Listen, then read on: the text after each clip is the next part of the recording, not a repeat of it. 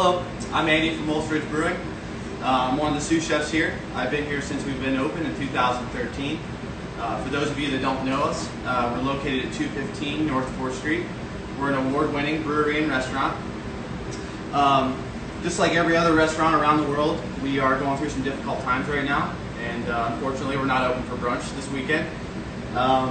We're going to be going through some dishes today and get you guys on the right track for Easter brunch. And yeah, if you guys have any questions,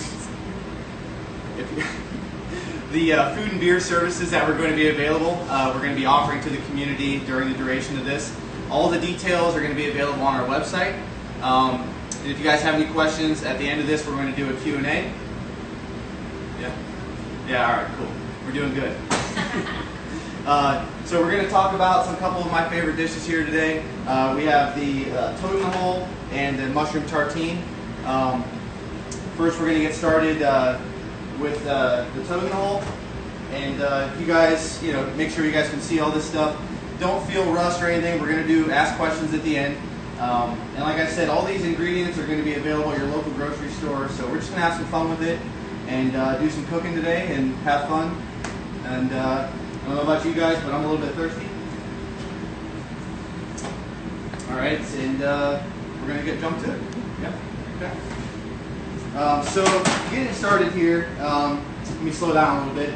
We have our cheese sauce. The recipe, we're not going to be making that on this video this morning, but you'll be able to find this recipe on the website obviously for the total use of this dish.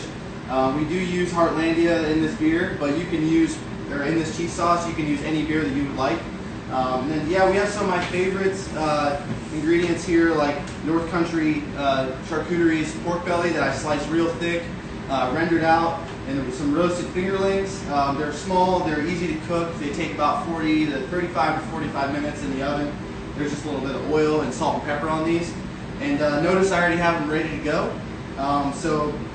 You guys definitely want to just make sure you're ready, because have these ingredients ready to go and cooked, because whenever you start cooking your toads, you want to be ready to eat right after so your eggs don't get overcooked. Yeah, let's move over. What? Oh yeah, the punch out, sorry. So a couple steps here before we get started on the moving to the flat top. I have a ring cutter, but at home you could use a rocks glass and easily punch out the bread. So with the ring cutter, we literally just push down, and the piece we're going to be doing today are for 2 people. Use the rocks glass at home because my ring cutters are here. So yeah, about a hole that size that'll be able to fit 2 eggs per, and then we're going to move on over to the flat top. If you don't have a flat top, cast iron pan, or if you have a griddle plate, you can use the flat side of that. Or if you have a toaster oven, like a Black & Decker toaster oven, that'll work too. So we're going to move into these toasting the brioche here. I have some butter already melted for the flat top. The most important thing is you want a pan that's going to be big enough to hold. Nice, about 4 ounces of butter.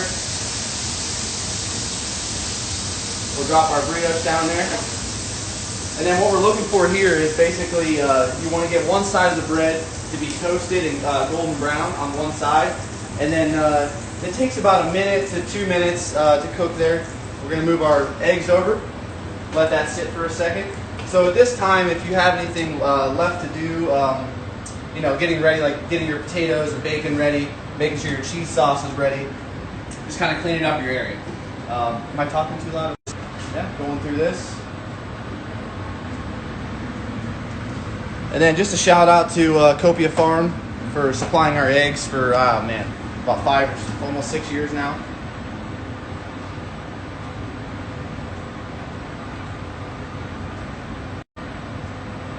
Here in just about another 30 seconds.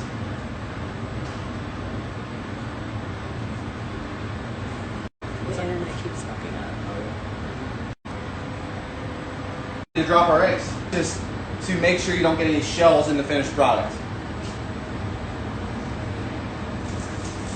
And also too, if you like me, I like my eggs to be nice and runny on the inside of the toad in the hole.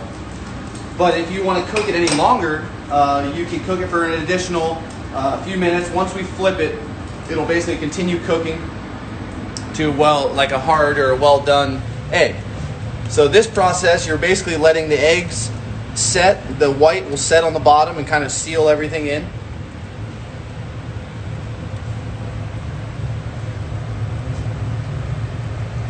Oh yeah. Oh yeah. There we go. Oh yeah. It's making me hungry.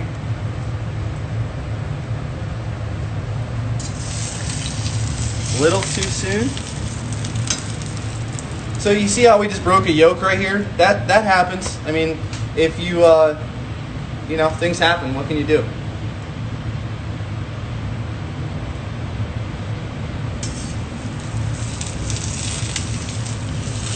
Let it go for a little bit longer.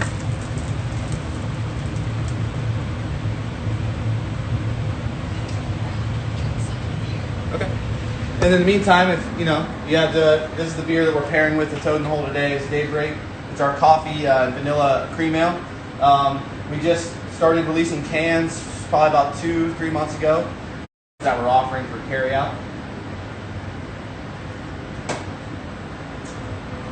Toads, just be confident. I mean, you want to hold on to it if you're not sure if you can flip it all the way. Especially working in a smaller pan, it might be a little bit more difficult. So you want to make sure you're using a big enough pan or like a grill plate like this. So now we're going to let our eggs, you know, cook for another minute to 2 minutes on that side. And then there's basically creating some steam in there. So our bread's the right color, looks nice. And this is a dish that's been on the menu since we've opened. We can't take it off. Can't take it off. It sells so well. It's one of our favorites to make at home. It just keeps making its way back on. You guys love it. And then with the cheese sauce, we keep altering the beers. We keep getting different recipes with the beer. Just want to feel it, and then also you get this. Lift it up a little bit. You can see that it's the whites are starting to set.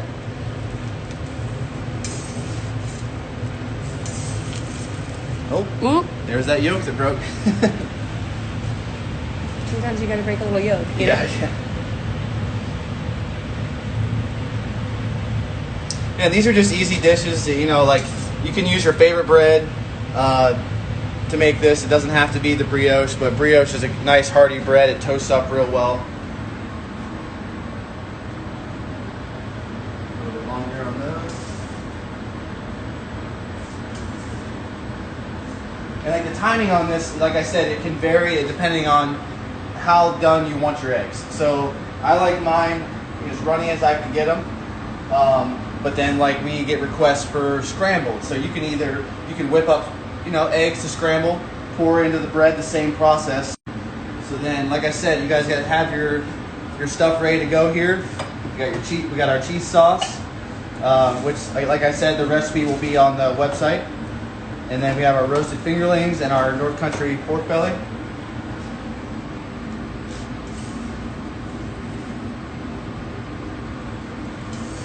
And you can see here that I flipped them back over to kind of feel the doneness of them, which they feel pretty good. And then don't be shy. Like you can see the whites are all set in there, so the yolk should be nice and runny when we pull these off to eat them.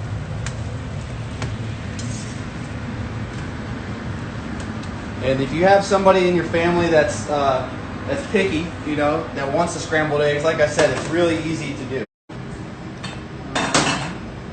So now we have. Is that close enough? We're good? Okay. Now we're going to start plating. We have our cheese sauce.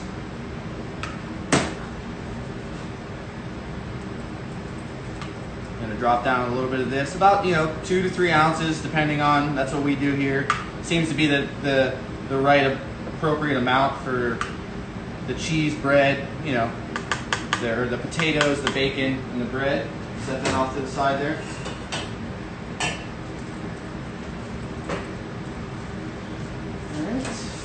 Now we have our potatoes and our pork belly. About three to four, depending on the size of the potato. Then we have our pork belly, nice and crispy. You can use your favorite bacon, store-bought bacon, Applewood, any flavor will really work for this. Depends on your preference. All right, so I believe this was the one that the yolk didn't break. Drop it right on top there.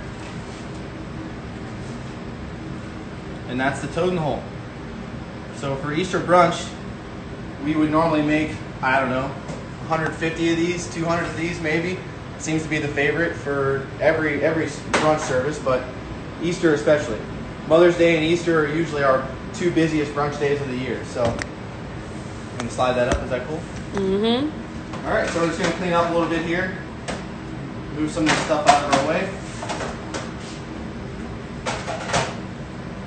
All right, and now we're gonna move into the mushroom tartine. And like I said, if you guys have any questions about that, towards the end we're gonna do a Q&A. So, all right, the mushroom tartine, it looks like a lot of ingredients, but it's just a really nice way to use up things that you have as well.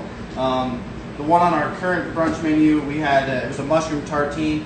It was whipped cream cheese, mushrooms, and an assortment of vegetables, pickled, fresh, variety of that. So all the ingredients here you can find in your local grocery store. But I had some fun with it. I had a friend of mine who we're going to be using some ramps today. She brought some in for me. These are pretty young. It's just a spring onion, more sweet than spicy. So I took the greens and folded them into the cream cheese, a little lemon juice, salt and pepper. Just soften the cream cheese and fold in whatever ingredients you want, really. And it's like I said, it's these usually are pretty spicy, but it's actually more sweet because they're a little bit young. Then we have some fresh arugula that we're going to dress with some olive oil and a little bit of sea salt. And then I took the bulbs of the ramps and I just did a quick pickle. The recipe for pickling liquid is readily available online. Sweet pickles, spicy pickles, whatever you want to do. We have some fresh radishes here. These are watermelon radishes. And then just your commodity cello red radish like this. And then we have our Lucky Cat sourdough. We've been using Lucky Cat for, oh man, probably at least 5 years now. And we have some roasted mushrooms. These are maitakes, but you can use whatever mushroom you prefer that you can find and get your hands on. And then I cook these just a little oil, salt and pepper. I got the pan ripping hot, as hot as you can get it. Moderate the heat down a little bit. Add your oil, drop in your mushrooms, spread them out. You don't want to overcrowd your pan, and just let them brown, get some nice color on those. All right, and then we have our Copia Farm eggs again. Then we're also going to shred some cheese onto it. This is black radishes, Charlie's Legend. It's one of our favorites to use. But you can use your favorite cheese, goat cheese, shredded, cheddar. It doesn't matter really, whatever you prefer. And then that's it. So a couple things you might need, for this. I'm going to be using a grill plate, but like I was saying earlier, if you have like a toaster oven or a griddle plate or anything like that, where you can just pop the bread in your oven, just about 325 for about 10 minutes, should toast it up. Looks like we have everything here ready to go, and so we'll get started. So I've already pushed those on there and let those toast. And then I already have some eggs ready. But like I said, this is all just preference that you guys can do for your family members. I prefer my eggs sunny side up. Yeah. And then the beer that we're going to be pairing with. And yeah, cheers. You can also make a beer mimosa out of this just by adding a little bit of orange juice to it.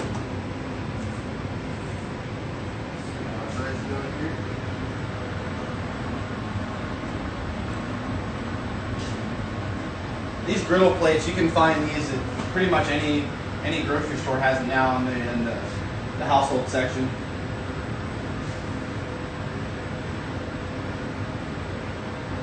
While that's toasting, you could be cooking your eggs, and you got everything ready to go, and you can start plating as soon as you can.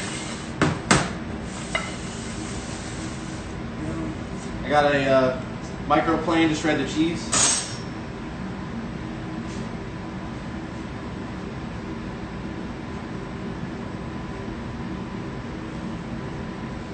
bread's almost ready.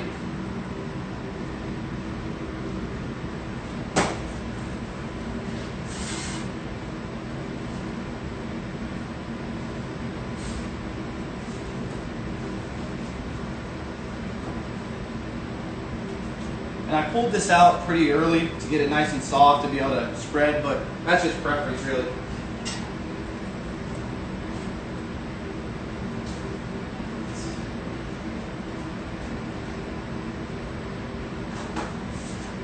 So we have our grilled bread. Got some nice char on there, just to soften it really, especially if it's been refrigerated or anything like that. Take this piece out of there. All right, so we have our cream cheese. We have everything in front of us that we need. We're going to just take a little bit of this and spread it on this, and it'll should spread pretty easily just because of the bread's still, you know, somewhat warm.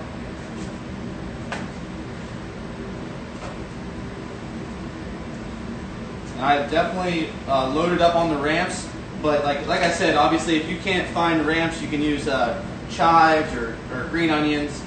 Any herb that you really want to use is fine. We got a good amount on there. Move this out of our way. Put a little bit of sea salt on there. And then we're going to start assembling this. We've got our mushrooms. These, the heartier the better. These are, you could grill these mushrooms. They hold up to heat very well.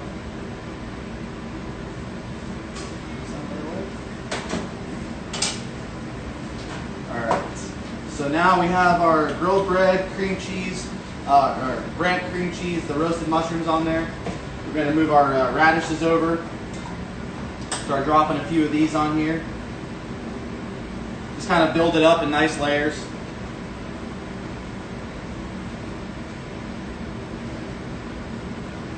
Just like so. Kind of arrange it as if like per bite, you know what I mean? Move this stuff out of our way. And then we have our, I'm going to go ahead and dress our arugula, which you can use any green you want really, just to add some freshness to it. You know, in the warmer months, you could saute this down real lightly, or even use some spinach to saute that down. Any green you really like to use, really.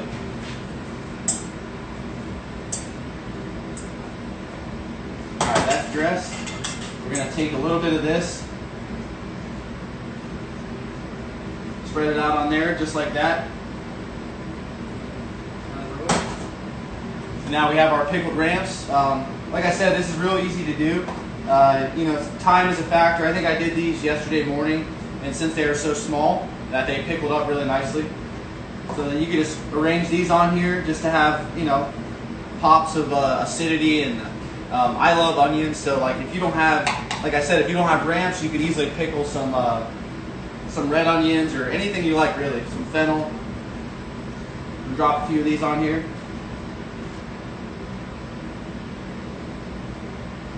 Just like so. Move these out of the way. Now it's time for our egg. These are sunny side ups, fried a little hard to start to get the edges nice and crispy. That's one of my favorite things. Drop the egg on there. Move this stuff out of your way. And then we're going to shred the cheese. And notice I left it on the platter. That's just out of habit. We're going to shred our cheese on here. Like I said, this is Black Radish Creamery Charlie's Legend. One of my favorites. We've been using them for about a year now.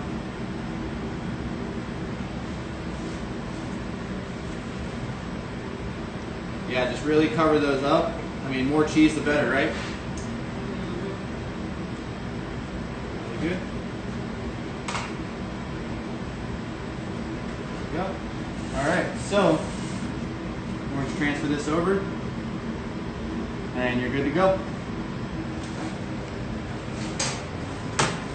Like I said, any questions at the end of this, we're going to do a Q&A. And like I said, it pairs really nicely with the fruited Hefeweizen with orange zest. The acidity, the fruit bounces off each other very well. I don't know about you, when I'm cooking at home on the weekends, I'm definitely, especially breakfast, having a mimosa or Bloody Mary or something like that. All right, so let's get a few things out of our way here. And so like I said, we're going to do a Q&A. So if you guys have any questions at the end of this, we would definitely encourage you guys to, we want to see what you guys cook at home. So post some pictures, take some pictures, tag Wolf's Ridge Brewing, have some fun with it, and hopefully you guys have a good Easter. And like I said, you should be able to find any of these ingredients at your local grocery stores, stuff like that. And then the recipes for the cheese sauce and the breakdown, and just like general amounts that you'll need for stuff like this, or you can just use what you have at home, will all be found on our website. So. Yeah, Andy, that's one of the questions for the Q&A, was if the recipe will be on the Experience Columbus website or ours. So we'll put it on. Probably both, right? We'll put it on ours, and then at the end of today, if you follow us on Facebook or Instagram, we'll post both recipes on both platforms and our website. Yeah. Yeah. Any other questions? Send them now. Yeah. If you have questions, we're going to start the Q&A now.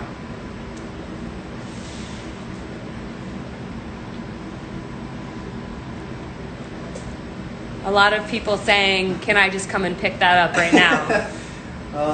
No, because I'm going to eat it. Yeah, we're going to eat some breakfast here in a few minutes, so. Any questions about anything? What time are we open for pickup? Pickup, we open at noon. We're open from noon to 9, Tuesday through Sunday. So we are open, usually for Easter, in the past years. Given the circumstances, we're continuing to stay open this weekend for Easter. So it'll be our taproom menu, which is all available online to order from. We're on Uber Eats as well. Awesome. So for the Toad in the Hole, the first dish, if you're a vegetarian, what would you recommend as a replacement for the bacon? What we do for vegetarians that request here in the restaurant, we just either roast off, like you could use some of your mushrooms that you had here, or even some fresh tomato, or add some sauteed greens, something like that. Just something fresh and light to accommodate that. Cool. On the Toad in the Hole, so I'm not sure what they're saying, what's the other sauce? So obviously we have the beer cheese sauce, but sometimes don't you guys... Oh, the paprika syrup. Paprika syrup. It's sitting right over there. It's paprika syrup is what we use to garnish this dish in the restaurant. It's just a combination. It's 2-to-1 beer to sugar, 2 parts sugar to 1 part beer. And then you basically just bring that to a simmer and shut it down. And we season ours with paprika, smoked paprika. Yeah. Adds a little bit of smokiness to it and sweetness to it as well. But you can season that with anything you want. Yeah, so we will put, because we have posted our beer cheese recipe before, but could you do just a really quick rundown of how to make that? Oh yeah, the beer and cheese, I think the recipe we forwarded to you should make, it's equivalent to like using 1 beer. So you'll make your roux, which is equal parts butter to flour. You'll have milk or cream, whichever you prefer, which I think it was a 2-quart batch. So half a gallon of cream or milk, depending on if you want to use it for leftovers the next day, mac and cheese, or if you're feeding a lot of people. So you'll take your cream, you'll sweat onions down first, add your cream or milk, and then you'll have your roux already made, set aside. Equal parts butter to flour, depending on the batch size, the ratio size. But for what we're making, the ratio for like a half gallon should be at about a 1/4 cup of flour to a 1/4 cup of butter. You'll melt your butter, add your flour, stir that in, make sure it becomes like a nice paste looking. Nice and pale too, you don't want it to be brown unless you prefer it to be brown. Then you'll take your cream, boil it, bring it to a simmer, and you'll slowly start whisking in the roux to thicken that, and then you add whatever cheese you like. So once you have your thickened, the thicker the better in this situation, because whenever you add the beer to it, it will basically thin it down. So the more cheese you add to it, the better. You can just honestly just skip the roux if you like and just add all cheese. But on our side, it kind of helps balance the ratio of the recipe as a whole. So you'll take your roux, boil your cream, thicken that, add your cheese, blend it if you have like a little stick blender, but if you just whisk it in nice and slow, let that all melt, and then add your beer to it. Heffa Wedge might be a good substitution. In this recipe, we use Heartlandia, which is our American lager. American lager, it's using all Ohio products. It's pretty tasty. But yeah, and then we obviously blend ours with a stick blender. It gets really smooth. So, I have a question here. I think someone, the internet connection broke for a second. So I think they thought you said that you dressed the arugula with orange juice. But what you were talking about was adding orange juice to Heffa Wedge to make a beer mosa. Oh, yeah. But what do you use to dress the arugula for the tartine? This was just olive oil or salad oil, whatever you have at home. You could even use your favorite salad dressing if you would like, Italian, whatever. And then we just took a little bit of sea salt and seasoned it. That was it. Yeah. Andy, what's that fluffy bread you used again for the toad? That was brioche. Yeah, the fluffiest of bread. Where do we get our brioche from, Lucky Cat? No, that's a commodity product. It's just like a product we get from Northern Hazrat. So. Okay, cool. And any other questions, keep them coming. No, all good. But yeah, just a reminder to share your dishes with us. Hopefully you guys had fun. I'm gonna go about the rest of my day, and you guys do the same. Stay safe out there. And thank you, Experience Columbus, and thank you guys for watching our first live cooking demo. Maybe we'll do it again, huh? Maybe we'll do it again. Yeah. Thanks.